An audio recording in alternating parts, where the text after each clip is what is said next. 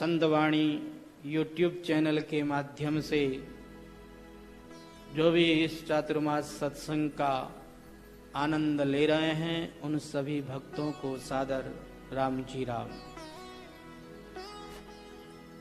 आंजनेय की आत्मगाथा का हम लोग श्रवण कर रहे हैं। श्री हनुमान जी महाराज की कृपा हुई तो सुग्रीव एवं भगवान राम की मित्रता हो गई। हनुमान जी महाराज ने सुग्रीव को प्रभु राम से मिला दिया और श्री राम जी की कृपा हुई तो सुग्रीव को उन्होंने राज दे दिया। बाली को उन्होंने मार गिराया। बाली को जब बाण मारा, बाली मरने से पूर्व भगवान की सुंदर स्तुति करता है, भगवान से भगवान की भक्ति मांगता है। बाली ने मरते समय में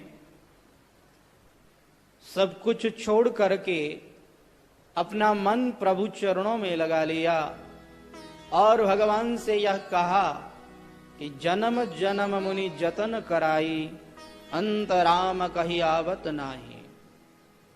यत्न करते करते मुनियों को जन्म जन्म बीत जाते हैं, लेकिन उनको भी वह मौका नहीं मिलता जो मौका मुझे मिला है। इसलिए हे प्रभु, मैं अपने पुत्र अंगद को आपके समर्पित करके और आपके धाम में जाना चाहता हूं।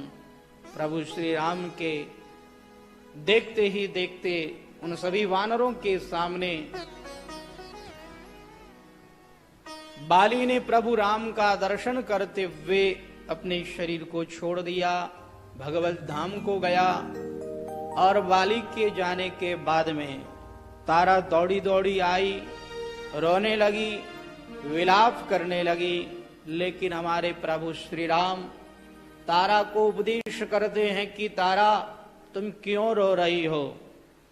अगर तुम अपने पति के मरने से रो रही हो तो देखो, तुम्हें एक उपदेश करता हूं। तुम शरीर को अपना पति मानती हो या आत्मा को? बाली कौन है? ये शरीर है या फिर आत्मा है? जरा ध्यान से सोचो, विचार पूर्वक सोचो। अगर तुम शरीर को अपना पति मानती हो तो ये बाली का शरीर तुम्हारे सामने पड़ा है, और अगर आत्मा को तुम पति मानती हो तो बाली की आत्मा कहीं गई नहीं है। आत्मा तो अजर एवं अमर है। यह पंच तत्वों से बना हुआ शरीर पंच तत्वों में विलीन हो जाता है। क्षिति जल पावक गगन समीरा, पंच रचित यह अधम शरीरा। यह जो शरीर है यह अधम शरीर है। पृथ्वी, जल, तेज, वायु और आकाश, इन पांच तत्वों से मिलकर के बना हुआ यह शरीर है।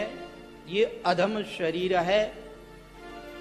इस शरीर के मरने पर हमें शोक नहीं होना चाहिए, क्योंकि ये हमारा स्वरूप नहीं है।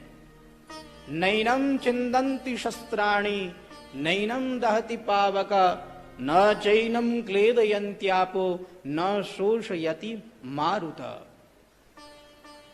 आत्मा को शस्त्र काट नहीं सकता, अग्नि जला नहीं सकती, वायु गिला नहीं कर सकती। नैनम चिंदन्ति शस्त्राणि, नैनम दहति पावक, न चैनम क्लेदयन्त्याप, न शोषयति मारुतः। वायु इसको सुखा नहीं सकती।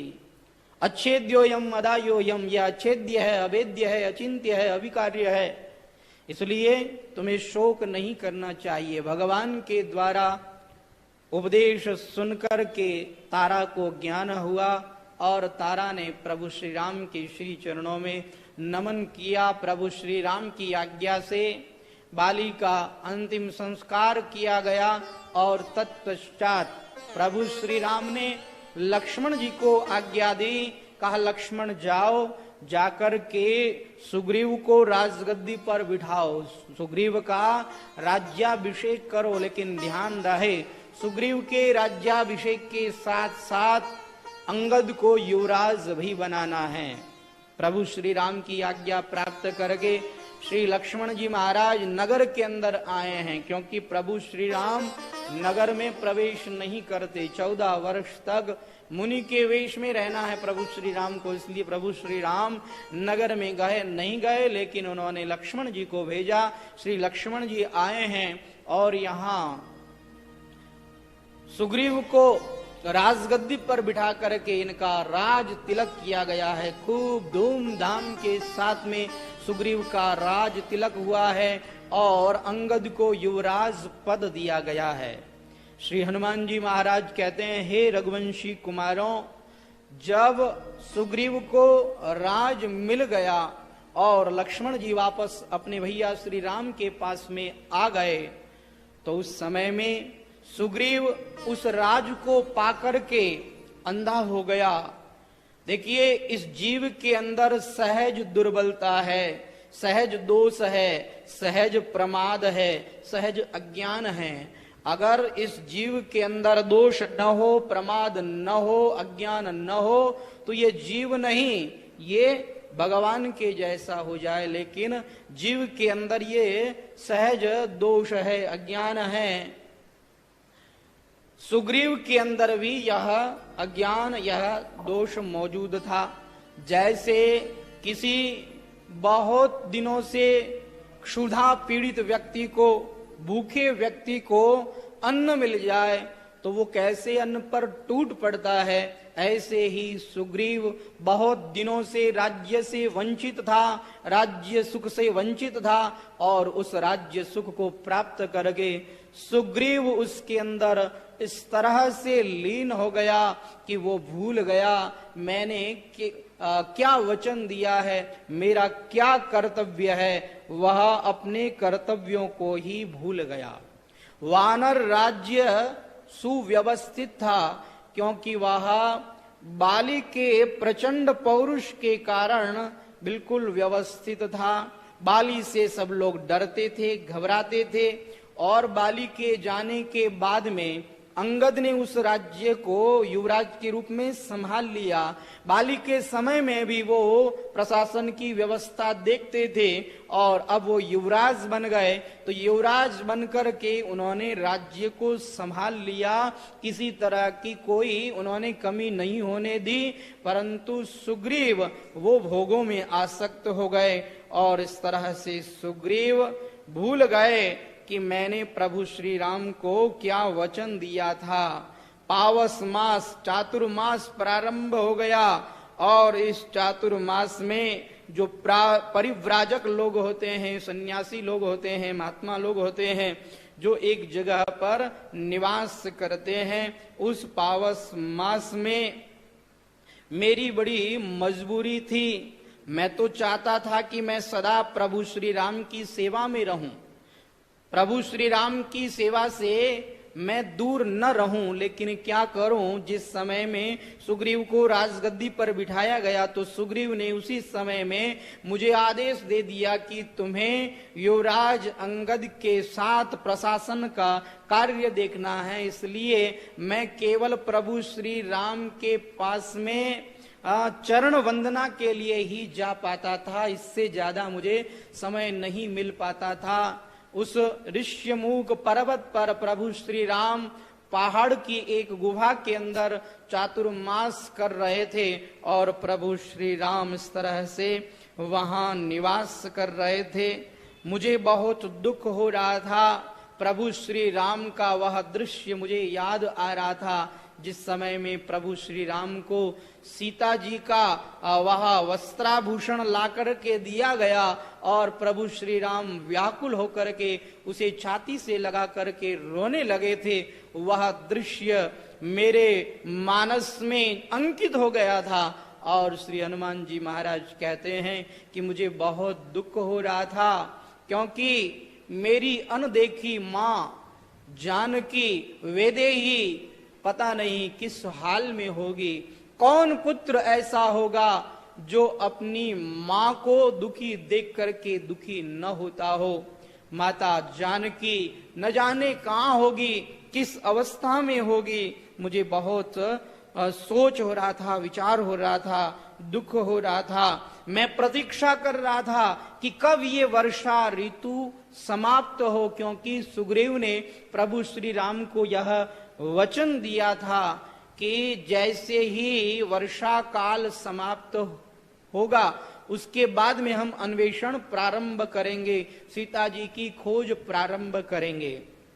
तो उस समय में मैं यह प्रतीक्षा कर रहा था कि यह जल्दी से जल्दी चातुर्मास पूर्ण हो, मैं यही इंतजार कर रहा था। अब देखो 2 महीने बीत गए। वर्षा ऋतु के 2 महीने ही विशेष होते हैं। जैसे ही भाद्रपद मास समाप्त होता है, वर्षा ऋतु भी समाप्त हो जाती है। परंतु क्या बताएं, सुग्रीव भोगों में इतना आसक्त हो गया कि वह अपना वचन ही भूल गया। उसने अपने वचन को विस्मृत कर दिया। माया मुग्ध प्रपंच में वह इस तरह से बंध गया कि वह भूल गया कि मैंने क्या वचन दिया था। श्री हनुमान जी महाराज कहते हैं कि मैं विचार कर रहा था, सोच रहा था कि सुग्रीव को सावधान करूं। एक दिन मुझे मौका मिल गया, मैं अंतःपुर के अंदर चला गया। देखो, मेरी सुग्रीव के अंतःपुर तक अबाध जाने की मुझे आज्ञा थी, इसलिए मुझे कोई रोक टोक नहीं थी। इसी कारण मैं सुग्रीव के पास जा पाया, सुग्रीव को सावधान कर पाया।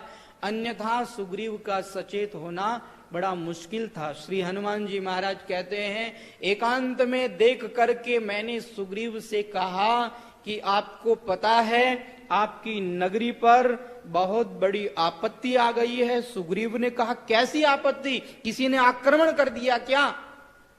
ऐसा तो नहीं है कि बाली को श्री राम जी ने मार दिया तो उस 10 ग्रीव रावण ने अपने मित्र बाली को मार देने के कारण अपने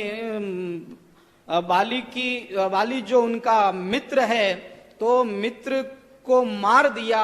इसलिए उससे प्रभु श्री राम से उसने शत्रुता मोल लेकर के कहीं उसने आक्रमण तो नहीं कर दिया।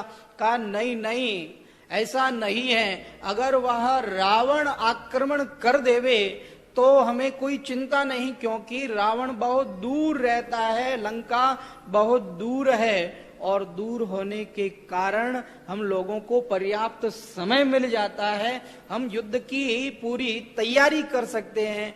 परंतु देखो, वह विपत्ति कहीं दूर नहीं, वह विपत्ति आपके पास में ही है। मैंने जब विपत्ति का कहा तो सुग्रीव तो डर गया, घबरा गया। कहा, हनुमान जी जिसे विपत्ति मानते हैं, वास्तव में वह विपत्ति तो बड़ी होगी। अब तो सुग्रीव डर गया, घबरा गया और वो उठ करके खड़ा हो गया। मैंने कहा, जरा बैठो और ध्यान पूर्वक मेरी बात को सुनो। देखो सुग्रीव, अगर कोई व्यक्ति किसी की सहायता करने का वचन दे देवे और फिर वह उसकी सहायता नहीं करे, तो जिसको वचन दिया वह व्यक्ति अगर सामर्थ्यवान हो तो वो व्यक्ति उस व्यक्ति का क्या करेगा? सुग्रीव ने कहा कि वो व्यक्ति अगर सामर्थ्यवान है तो उस वचन देकर मुकरने वाले कृतघ्न व्यक्ति को प्राण दंड भी दे सकता है। सुग्रीव ने कहा कि ऐसी गलती हमारी किष्किंधा में किसी ने करी है? कहा, हाँ, किष्किंधा के अंदर ऐसी गलती आपने की है। कहा, मैंने क्या गलती की? कहा, याद करो, आपने प्रभु श्री राम को वचन दिया था वर्षा ऋतु के बाद में आप सीतान्वेषण करेंगे, सीता की खोज करेंगे, लेकिन आप तो भूल ही गए। कहा, हाँ हनुमान, मैं तो भूल ही गया। अरे इस तरह से माया में मैं आसक्त हो गया, भोगों में आसक्त हो गया कि मैं तो भूल ही गया। हे पवन कुमार, तुम जैसे सुहृद को पाकर के मैं आज तक जीवित हूं, अन्यथा वो बाली तो मुझे कब का ही मार देता, कब का ही यमलोक भेज देता, लेकिन आपके कारण मैं आज जीवित हूं। हे हनुमान, जब जब भी हमारे ऊपर दुख संकट आपत्ति विपत्ति आई है तो तुमने हमको उबारा है। अब तुम कृपा करो और कृपा करके हमें इस दुख से, इस विपत्ति से भी बचाओ। तुम पवन कुमार हो, तुम संकट मोचन हो, इसलिए मेरे इस संकट का भी मोचन करो। हे पवन कुमार, मैं तुमसे विनती करता हूँ, प्रार्थना करता हूँ कि तुम मुझे इस कष्ट से, इस दुख से, इस संकट से भी उबारो। सुग्रीव ने जब प्रार्थना करी बारंबार श्री हनुमान जी महाराज से, हनुमान जी महाराज कहने लगे, मैं तो आपका सेवक हूं, मैं तो आपका आज्ञा पालक हूं, मैं तो आपको समय समय पर सावधान कर सकता हूं, आगे आपकी मर्जी है। कहा हनुमान, अब आप ही बताओ कि हमें क्या करना है। तब श्री हनुमान जी महाराज ने कहा कि अब आपको अपने वचन के अनुसार सीता मैया की खोज के लिए वानरों को अलग अलग दिशाओं में भेज देना चाहिए तुरंत। सुग्रीव ने हनुमान जी से कहा कि ये काम सबसे पहले आपसे ही आरंभ होगा। आप जाइए और चारों दिशाओं में, जहां जहां पहाड़ पर्वतों पर हमारे सगे लोग रहते हैं, हमारे बांधव लोग रहते हैं, वानर और वृक्षराज जहां जहां रहते हैं, वहां वहां जाकर के उन यूथपतियों को आप सूचित करें कि 15 दिन के अंदर अंदर सब लोग ऋष्यमुख पर्वत पर उपस्थित हो जाए, किष्किंधा में आ जाए। वानरेंद्र सुग्रीव ने बुलाया है। श्री हनुमान जी महाराज तो यही चाहते थे। तुरंत श्री हनुमान जी महाराज निकल पड़े और श्री हनुमान जी महाराज कहते हैं, श्री राम जी की कृपा तो देखिए, मैं जहां जहां गया वहां के राजा, वहां के यूथपति सब लोग मुझे उपस्थित मिले और सबको मैंने सुग्रीव का यह आदेश सुना दिया और सब लोग हाँ कहने लग गए कि हम आएंगे, हम आएंगे। इस तरह से हनुमान जी महाराज कहते हैं कि मैं पूरी पृथ्वी पर जहां जहां वानर एवं वृक्षराज रहते थे वहां वहां जाकर के सूचना दे करके वापस लौट करके आ रहा था। देखो, मेरी शंका निराधार नहीं थी। मैं ये सोच ही रहा था कि सुग्रीव अपना काम करने में देरी कर रहे हैं और अगर ज्यादा देरी हुई तो लक्ष्मण जी के खौफ से उनको कोई नहीं बचा सकता। और हुआ यही। इधर वर्षा ऋतु बीत गई, शरद ऋतु आ गई और उस समय में प्रभु श्री राम लक्ष्मण जी के साथ बैठे बैठे बात कर रहे हैं। देखो, वर्षा ऋतु बीत गई, शरद ऋतु आ गई, अभी भी सीता का कोई पता नहीं लगा। न जाने सीता किस स्थिति में होगी, न जाने सीता क्या कर रही होगी। और सुग्रीव, अरे वो भी राज पाकर के वह भी अपने वचन को भूल गया, वह भी हमें भूल गया। प्रभु श्री राम ने यहाँ थोड़ा सा इशारा किया कि वह सुग्रीव इस बात को नहीं जानता कि जिस बाण से मैंने बाली को मारा है वह बाण अभी भी मेरी तुणीर में है, तरकस में है, मेरे त्रोण में अभी भी वह बाण मौजूद है। लक्ष्मण लाल जी को तो बस इतना सा ही इशारा चाहिए। तुरंत उन्होंने अपना धनुष उठा लिया और कहा कि प्रभु मुझे आज्ञा दीजिए, अभी जाता हूँ और जाकर के उसका वध कर देता हूँ, अभी उसको सबक सिखा देता हूँ। कहा, अरे लक्ष्मण जरा धैर्य पूर्वक काम लो, इस तरह से आक्रोशित न हो। हे लक्ष्मण, तुम जाओ, जाकर के सुग्रीव को समझा बुझा करके लेकर के आ जाओ। तुरंत लखन भैया क्रोधित होकर के उस किष्किंधा नगरी के अंदर आए। श्री लखन लाल जी को क्रुद्ध हुआ देख करके, उनके लाल लाल नेत्र देख करके कोई भी उनके सामने टिक नहीं पाया। पूरी किष्किंधा नगरी के अंदर यह बात फैल गई कि लक्ष्मण क्रोधित होकर के आ गए हैं और ऐसा लगता है कि अब लक्ष्मण के कोप से यह किष्किंधा नगरी बचेगी नहीं।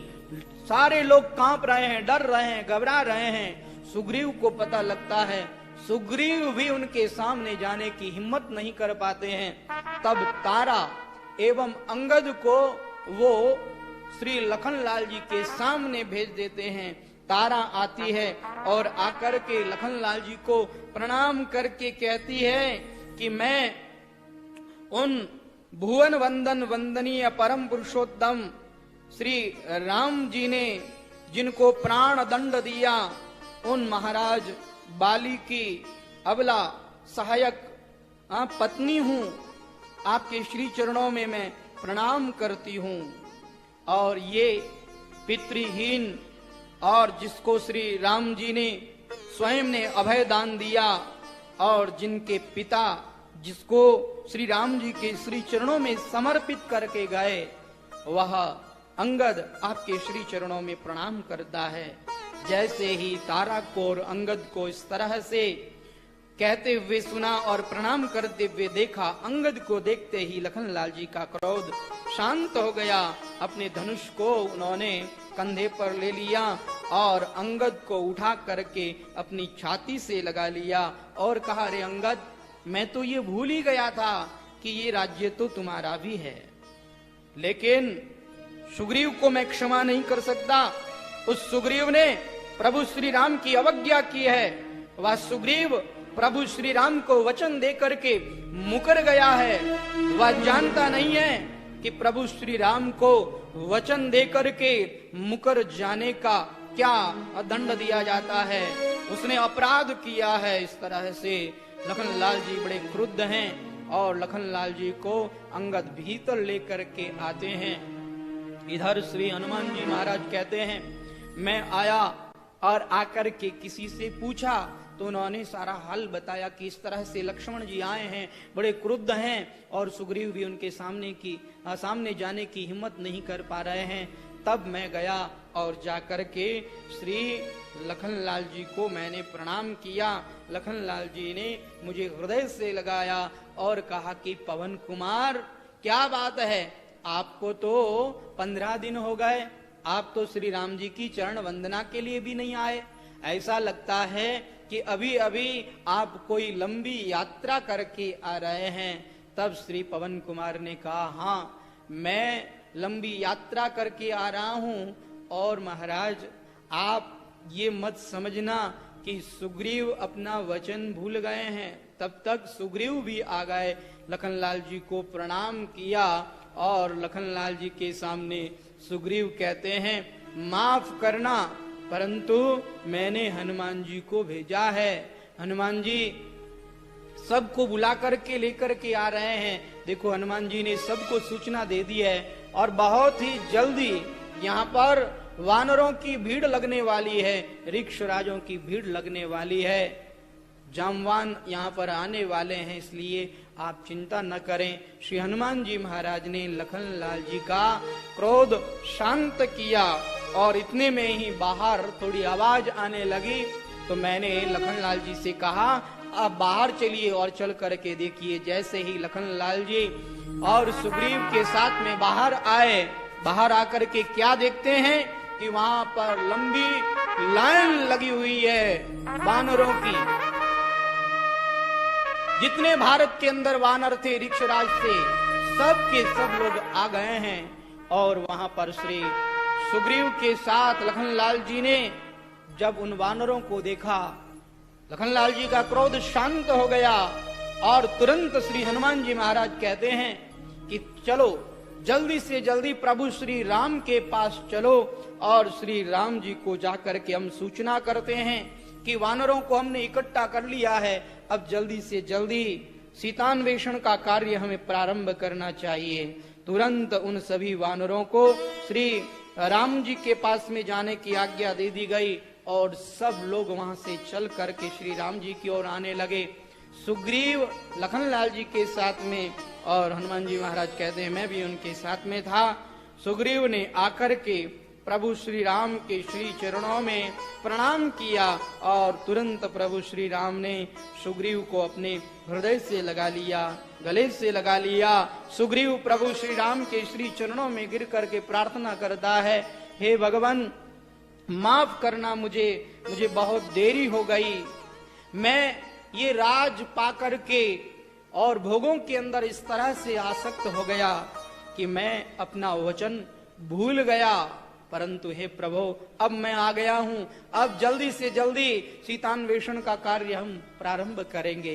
हे प्रभु यह जो आपकी माया है, इस माया के कारण जीव इस तरह से संसार के अंदर आसक्त हो जाता है कि वह अपना कर्तव्य भूल जाता है। आपकी माया बड़ी प्रबल है, इस माया के कारण लोग अपना कर्तव्य भूल जाते हैं। प्यास लगती है तो पनघट की याद आती है, लाज लगती है तो घूंघट की याद आती है। कैसी गमगीन कहानी है जिंदगी की, अरे उम्र ढलती है तो मरघट की याद आती है। जब उम्र ढल जाती है तब जाकर के शमशान की याद आती है, तब जाकर के ज्ञान आता है। ये तेरी माया बहुत कठिन है राम, दुख में सुख दिखला के बनाती ये बड़ों बड़ों को गुलाम है। ये तेरी माया बहुत कठिन है राम। इस माया के प्रभाव के कारण जो हम देखते हैं वो उसमें हम जी नहीं पाते हैं। जैसे हम लोग जानते हैं कि यहाँ किसी को नहीं रहना है, ये संसार असार है, सब लोग जानते हैं, लेकिन फिर भी इस संसार के अंदर इस तरह का व्यवहार करते हैं, इस तरह से रहते हैं मानो मरने वाले तो कोई दूसरे हैं, हम तो यहाँ रहने वाले हैं। जैसे जिस मकान का पट्टा हो जाता है उस पर आपका कब्जा बिल्कुल पक्का हो जाता है, पट्टा हो गया तो फिर आपको कोई हटा नहीं सकता है। ऐसे ही हम लोग इस संसार के अंदर इस तरह से रहते हैं, हमें ऐसा लगता है कि हमने तो अपने घर का पट्टा करवा लिया, अब यहीं रहेंगे, अब कहीं नहीं जाएंगे। लेकिन ये हमारा भ्रम है, ये हमारी भूल है। यहाँ पर कोई भी स्थिर रूप से रह नहीं सकता है। संतों ने कहा है कि कोई आज गया कोई काल गया, अरे कोई जावन हार तैयार खड़ा। कोई आज गया है कोई कल गया और कोई जाने के लिए बिल्कुल तैयार खड़ा है। नहीं कोई कायम मुकाम यहाँ, चिरकाल से यही रिवाज रहा। अनादि काल से यह रिवाज है कि यहाँ पर कोई भी स्थिर रह नहीं सकता है। जब यहाँ इस संसार के अंदर रह नहीं सकता है, ये बात हम जानते हैं, लेकिन फिर भी भगवान की इस माया के कारण हम इस तरह से रहते हैं जैसे कि हमें यहाँ स्थिर रहना है। हमें पता है नहीं रह सकते, लेकिन फिर भी व्यवहार हमारा इसी तरह से होता है। इस शरीर के अंदर हम इस तरह से आसक्त हो जाते हैं कि हम इस शरीर को ही अपना सब कुछ मानने लग जाते हैं। पैसे के अंदर इस तरह से आसक्त हो जाते हैं कि उसी को ही हम सर्वस्व मानने लग जाते हैं। हमारे संत महापुरुष कहते हैं कि रक्त मांस हड्डी के ढेर पर मंडा हुआ है चाम, देख उसी की सुंदरता हो जाती है नींद हराम। यह जो शरीर है जिसको हम सुंदर मानते हैं, लेकिन इसके ऊपर क्या है? केवल हड्डी मांस और इसके अलावा और कुछ भी नहीं है। लेकिन फिर भी इस सुंदरता को देख करके हमारी नींद हराम हो जाती है। एक संत ने बहुत सुंदर कहा है कि हार्ड मांस की पेटी चाम में लपेटी। ये जो हार्ड मांस है, इस हार्ड मांस की पेटी को चाम के अंदर लपेट दिया है, चमड़ी के अंदर लपेट दिया है। हार्ड मांस की पेटी चाम में लपेटी, कोई बना बेटा और कोई बना बेटी। केवल हार्ड मांस की यह पेटी है, ऊपर से बहुत सुंदर है, पैकिंग बहुत सुंदर है, लेकिन अगर चेकिंग करें तो इसके अंदर गंदगी के अलावा और कुछ भी नहीं है। जैसे लोग सुंदरता को देख करके कहते हैं अरे वाह क्या सुंदर आंखें हैं तुम्हारी, मृग नयनी हो तुम, हम हिरन की आंखों जैसी तुम्हारी आंखें हैं। लेकिन उन्हीं आंख में से क्या निकलता है ये अगर चेकिंग करें तो आंख के अंदर गंदगी निकलती है, और वो गंदगी हम देख लें तो तुरंत ये कहते हैं पहले ये गंदगी साफ करो। सूए जैसी नाक है तुम्हारी, अरे कितनी सुंदर नाक है तुम्हारी, ऊपर से तो बहुत सुंदर है, लेकिन उस नाक के अंदर से क्या निकलता है वो निकल जाए तो सामने नहीं देख सकते। तो ये हार्ड मांस की पेटी है, पैकिंग बहुत अच्छी है, ऊपर ऊपर से देखने में अच्छी लगती है, लेकिन इसके अंदर गंदगी के अलावा और कुछ भी नहीं है। इसलिए हमारे पूज्य महाराज श्री कहते थे कि ये जो शरीर है ये मल मूत्र की फैक्ट्री है, इसके अलावा और कुछ भी नहीं है। हम अभिमान करते हैं हम ऐसे हैं, हम वैसे हैं, हम ये कर देंगे, हम वो कर देंगे, कुछ नहीं कर सकते हैं हम। मल मूत्र की फैक्ट्री है हम, और कुछ नहीं कर सकते हैं। हमारे पूज्य महाराज श्री कहते थे कि तुम इतनी बड़ी बड़ी बातें करते हो, अगर किसी का पेशाब बंद हो जाए तो पेशाब करना हाथ की बात नहीं है, क्या कर सकते हो तुम, कुछ नहीं कर सकते हो। तो ये हार्ड मांस का शरीर है, दिखने में बहुत सुंदर, लेकिन इसमें गंदगी के अलावा और कुछ भी नहीं है। परंतु इस माया के प्रभाव के कारण हम इसी में आसक्त हो जाते हैं। मृत्यु देखता है औरों की रोज सवेरे श्याम, परंतु भवन बनाता है जैसे हरदम यहाँ मुकाम। ऐसे भवन बनाता है जैसे हमें यहीं पर रहना है। सब लोग जानते हैं कि क्रोध करना अच्छी बात नहीं है। कोई क्रोध करे तो सब लोग उपदेश देते हैं, नहीं नहीं क्रोध नहीं करना चाहिए, क्रोध करना अच्छी बात नहीं है। सब लोग ऐसा उपदेश करते हैं, लेकिन खुद को क्रोध आता है तो खुद ही कंट्रोल नहीं कर पाते हैं। उपदेश देना सरल है, लेकिन उस पर चलना बहुत कठिन है। जानते हैं सब लोग ऐसा नहीं करना चाहिए, लेकिन फिर भी वैसा ही करने लग जाते हैं, क्योंकि ये भगवान की माया का प्रभाव है। एक बार की बात, कोई एक संत कथा कर रहे थे तो बहुत सुंदर उपदेश कर रहे थे। एक दिन हुआ ये कि वो संत ही बैठे बैठे रो रहे थे। किसी ने पूछा उस संत से, महात्मा जी आप रो क्यों रहे हैं? कहा मेरे आश्रम में बहुत अच्छी सुंदर गाय थी, वह मर गई इसलिए रो रहा हूं। कहा महात्मा जी आप तो दूसरों को ज्ञान देते हैं कि इस तरह से रोना नहीं चाहिए और आप ही रो रहे हैं। महात्मा जी ने कहा ज्ञान देना सरल है, उस पर चलना बहुत कठिन है। भगवान की इस माया के प्रभाव के कारण उस पर चलना बहुत कठिन हो जाता है। तो सुग्रीव वह कहता है कि हे प्रभु, आपकी इस माया के प्रभाव में आकर के मैं तो आपको भूल गया, लेकिन हे प्रभु अब तो ऐसी कृपा कीजिए कि सब कुछ छोड़ करके मैं केवल आपका ही भजन करूं।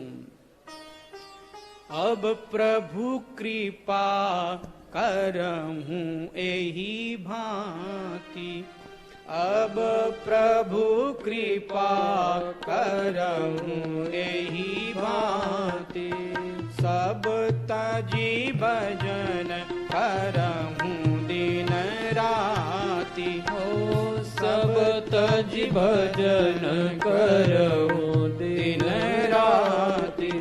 अब प्रभु कृपा करहूं एही भांति, अब प्रभु कृपा करहूं एही भांति।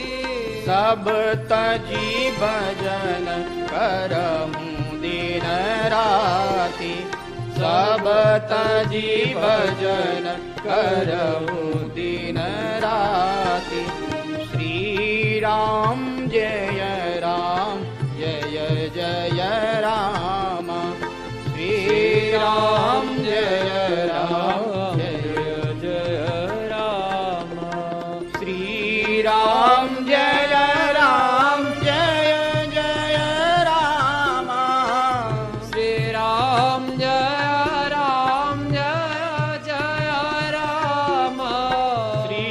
राम जय राम जय जय राम, श्री राम जय राम जय जय राम।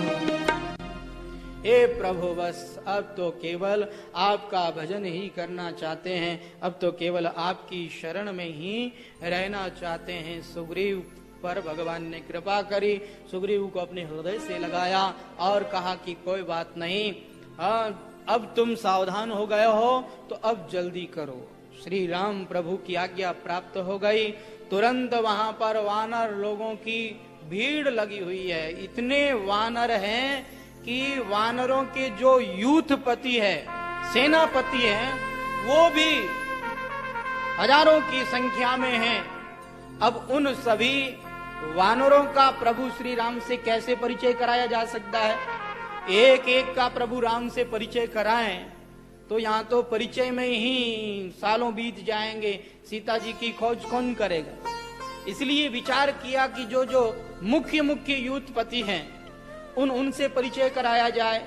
तो श्री हनुमान जी महाराज उन यूथपतियों के पास जाकर के उनसे कहते हैं कि आप चलिए, आपका हम श्री राम जी से परिचय कराते हैं। लेकिन जिस भी यूथपति के पास में जाकर के हनुमान जी महाराज ये कहते हैं कि आपका हम श्री राम जी से परिचय कराते हैं, वो सब लोग यही कहते हैं, अभी अभी श्री राम प्रभु स्वयं हमारे पास आए थे, हमसे मिलकर के गए थे। जितने यूथपति है, जितने वानर हैं, उतने ही प्रभु राम ने रूप बना लिए हैं और सबसे मिल गए हैं। सबका भगवान ने कुशल पूछ लिया है, जिससे उन सभी वानरों के अंदर एक उत्साह भर गया है कि प्रभु श्री राम ने स्वयं ने हमारे से कुशल क्षेम पूछी, स्वयं हमारे से प्रभु श्री राम मिले। सब के अंदर उत्साह है और सब सीता जी की खोज करने के लिए तैयार खड़े हैं। सुग्रीव उन सभी को संबोधित करते हैं और संबोधित करते हुए कहते हैं कि हमें श्री राम प्रभु की भार्या सीता माता का अन्वेषण करना है, उनकी खोज करनी है, इसलिए अलग अलग दिशाओं में जाना है। इस पृथ्वी का चप्पा चप्पा हमें खोजना है, ऐसी कोई जगह नहीं रहनी चाहिए जहां पर तुम न गए हो, इसलिए सब लोग अलग अलग जगह पर जाएंगे। सुग्रीव ने वहां पर सब लोगों की अलग अलग टुकड़ियां बना दी और अलग अलग वानरों को अलग अलग दिशाओं में भेज दिया। सुग्रीव इस भूमंडल के इतने जानकार हैं कि उन्होंने हर दिशा के अंदर कहां पर कौन सी बावड़ी है, कौन सा सरोवर है, किस तरह से कौन से मार्ग से जाना है, सभी मार्गों का वहां पर विस्तार पूर्वक वर्णन किया। हनुमान जी महाराज कहते हैं सुग्रीव को इतनी जानकारी कैसे? तो कहा कि जिस समय में बाली ने सुग्रीव को दौड़ा दौड़ा करके मारा था तो सुग्रीव पूरी पृथ्वी पर घूमे थे, इसलिए सुग्रीव को पूरी जानकारी हो गई थी और वो जानकारी आज सुग्रीव के काम में आई। सुग्रीव ने सब लोगों को अलग अलग दिशाओं में जाने का आदेश दे दिया और इस तरह से सब लोग वहां से रवाना हो गए। सुग्रीव ने एक बात कह दी कि 1 महीने के भीतर हमें सीता जी की खोज करनी है और जो सीता जी की बिना खोज किए यहाँ आएगा वह मेरे द्वारा मारा जाएगा, और अगर सीता जी की खोज हम लोग नहीं कर पाए तो मैं भी आत्महत्या कर लूंगा। इस तरह से सुग्रीव के वचनों को सुन करके सब लोग अपने अपने कर्तव्य में दृढ़ हो गए हैं, अपनी अपनी बताई गई दिशा के अंदर वो चलने लग गए हैं। और सुग्रीव ने आज्ञा दे दी कि सब लोग अपने अपने गुट के अंदर कम से कम 5 लोगों का ग्रुप तो होना ही चाहिए और कोई भी इस तरह से वहां उद्दंडना नहीं करे, केवल सीता जी की खोज में जाना है। इस तरह से सबको भेज दिया गया।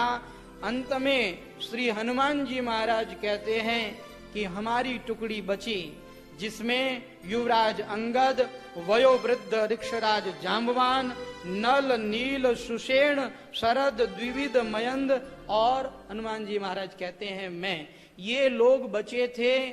और मुझे श्री राम प्रभु के श्री चरणों में प्रणाम करके जाने की आज्ञा प्राप्त हुई तो श्री राम प्रभु ने मुझे उस समय में बुलाया अपने पास और बुला करके वह मुद्रिका मेरे हाथ में दी और कहा कि इस मुद्रिका को लेकर के जाओ और जैसे ही तुम्हें सीता मिले तो उस सीता को मेरा परिचय देना।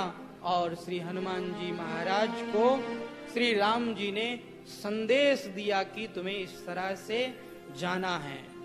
यहाँ श्री गोस्वामी तुलसीदास जी महाराज कहते हैं कि सब वानरों ने पहले प्रणाम किया, परंतु सबसे बाद में श्री हनुमान जी महाराज ने प्रणाम किया। पाछे पवन तनय सिरुनावा, जानि काज प्रभु निकट बोलावा। सबसे बाद में हनुमान जी महाराज प्रणाम क्यों करते हैं? आज तक तो हमने यह सुना कि श्री हनुमान जी महाराज सबसे आगे रहते हैं, सबसे पहले प्रणाम करते हैं, लेकिन आज हनुमान जी महाराज सबसे पीछे हैं, सबके बाद में हैं। किसी ने हनुमान जी से पूछा कि आपने बाद में प्रणाम क्यों किया? तो हनुमान जी महाराज कहते हैं कि देखो, यहाँ पर जितने भी लोग आए हुए हैं सब लोग भगवान की तरफ चलने के लिए आए हुए हैं। तो जो लोग भगवान की तरफ चलते हैं हमें उनके पीछे पीछे चलना चाहिए, यह संकेत है।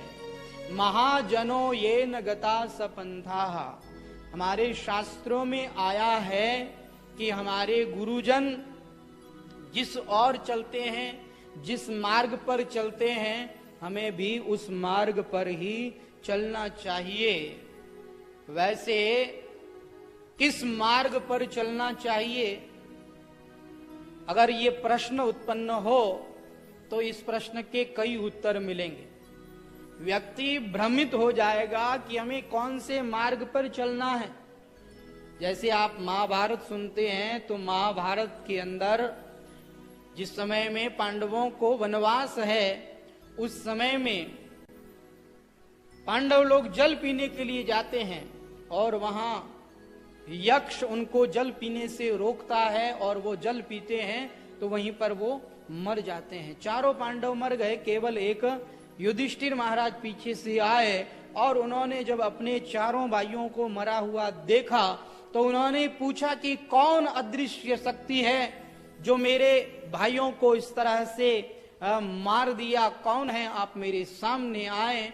तब वो यक्षराज सामने आए और उन यक्षराज ने कहा कि इस जल पर मेरा अधिकार है, इसलिए अगर तुम्हें जल पीना है तो मैं जो पूछूं उसका तुम उत्तर दोगे। तो यहाँ उन्होंने कई प्रश्न किए हैं, युधिष्ठिर महाराज ने उन सभी प्रश्नों का उत्तर दिया है। उनमें से एक प्रश्न यह भी है कि तर्को अप्रतिष्ठः श्रुतयो विभिन्नाः न एको ऋषिर्यस्य मत प्रमाणम धर्मस्य तत्वम निहितम गुहायाम महाजनो ये न गता सपंथाः। तर्को अप्रतिष्ठः, तर्क की कोई प्रतिष्ठा नहीं है। तर्क कृपाण की धार है, जैसे कृपाण दोनों तरफ काटता है ऐसे ही तर्क वह दोनों तरफ चलता है। तर्क की कोई प्रतिष्ठा नहीं होती है। जैसे एक बेटा गणित पढ़ करके आया और अपनी माँ को कहता है, माँ मैं पढ़ करके आया हूं, मेरे लिए भोजन बनाओ। वह भोजन बनाती है, बढ़िया बढ़िया लड्डू बनाती है और वह अपने बालक को लड्डू पुरस्ती है। तो वह बालक कहता है कि माँ ये लड्डू कितने हैं? माँ ने कहा 2 है। कहा माँ मैं ऐसी विद्या पढ़ करके आया हूँ, ऐसी गणित पढ़ करके आया हूँ कि मैं इनको 3 बना सकता हूँ। कहा कैसे 3 बनाएगा? कहा मैंने पढ़ाई की है। बोलो माँ आप गिनो। तो उस माँ ने गिना कि ये 1 और ये 2, गिना 1 2। कहा माँ 2 और 1 कितने हो गए? कहा 3 हो गए। कहा माँ 3 लड्डू है। माँ कहती है लड्डू तो 2 दिख रहे हैं। कहा देखो गणित का नियम है, 1 और 2 3 हो जाते हैं। वह इस तरह से तर्क करने लगा और तर्क करके वह माँ से तो जीत गया। लेकिन उसका जो बाप उसके पास में ही बैठा था, वह भी कम थोड़ी था, उसका बाप था। उसने कहा कि देख बेटा, तेरी माँ तो पढ़ी लिखी नहीं है, इसलिए तेरी माँ को समझ में नहीं आता। मुझे समझ में आ गई तेरी ये बात, तेरी गणित की ये बात मुझे समझ में आ गई। तू 3 लड्डू कह रहा है, हाँ मैं भी 3 कह रहा हूं। ऐसा कर, 1 लड्डू तो तू तेरी माँ को दे दे, 1 लड्डू मुझे दे दे, मैं खा लेता हूं, और तीसरा लड्डू तू खा ले। तर्को अप्रतिष्ठः, तर्क वह जीत सकता है, लेकिन तर्क की कोई प्रतिष्ठा नहीं होती है। तर्क के द्वारा सत्य की प्राप्ति नहीं हो सकती है। सत्य की प्राप्ति ऐसे तर्क के द्वारा नहीं हो सकती है। सुनी हुई बातें बहुत है, श्रुतयो विभिन्नाः।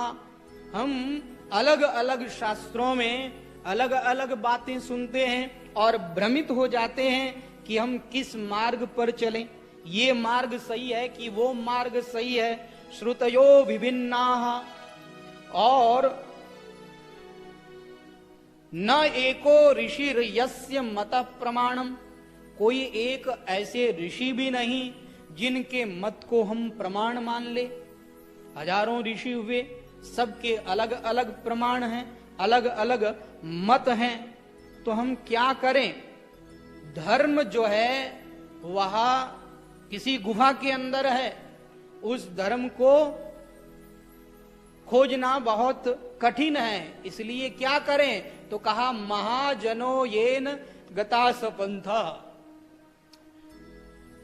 महाजन अर्थात हमारे जो पूर्वज लोग हुए, महापुरुष लोग हुए, उन्होंने जिस मार्ग को अपनाया, हमें भी वही मार्ग अपनाना चाहिए। बोलिए आनंद कंद भगवान की, पवन सुत हनुमान की जय।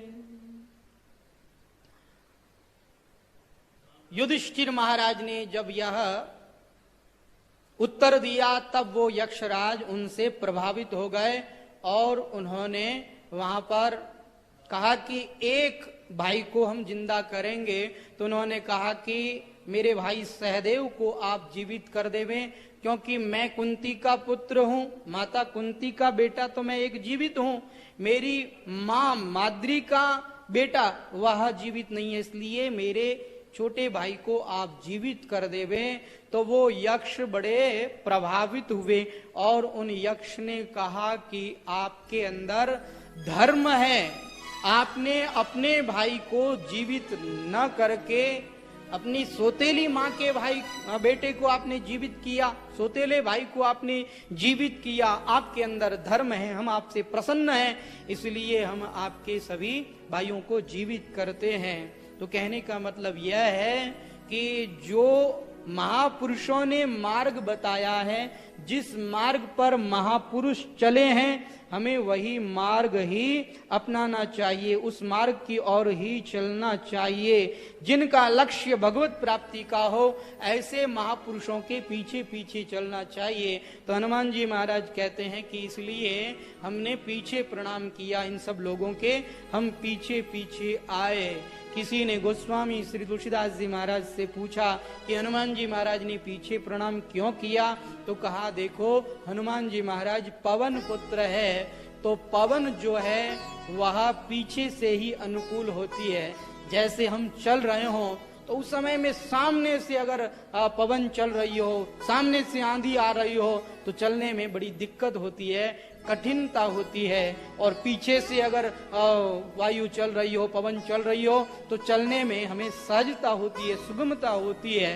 तो श्री हनुमान जी महाराज पवन पुत्र हैं, इसलिए इन सब के पीछे आकर के इन्होंने प्रणाम किया है। श्री हनुमान जी महाराज कहते हैं कि जो भगवान की ओर चलते हैं, हम तो उनके पीछे पड़ जाते हैं। कहा क्यों पीछे क्यों पड़ जाते हैं? कहा वो भगवत प्राप्ति के मार्ग पर चल गए हैं, तो कहीं वो वापस लौट करके न आ जाए, इसलिए हम उनके पीछे पड़ जाते हैं। और कब तक पीछे रहते हैं? कहा जब तक हम उनको भगवान से न मिला दें, तब तक हम पीछे ही पड़े रहते हैं। तो जिनके पीछे हनुमान जी महाराज पड़ जाते हैं, उनका तो काम बन ही जाता है। सुग्रीव के पीछे पड़े, सुग्रीव को श्री राम जी से मिला दिया, और वानरों के पीछे पड़े तो वानरों को श्री राम जी से मिला दिया। तो हनुमान जी महाराज की कृपा होती है तो श्री राम जी मिल जाते हैं। अब श्री राम जी ने हनुमान जी महाराज को क्या संदेश दिया और क्या क्या कहा है, वह जो प्रसंग है उस प्रसंग को हम लोग कल की कथा में श्रवण करेंगे। आज के इस कथा सत्र को और यहाँ विराम देते हैं। हमारे बीच में श्री परमहंस महंत श्री राम प्रसाद जी महाराज पधार गए हैं, तो आपके द्वारा शिव महापुराण का हम लोग श्रवण करेंगे। राम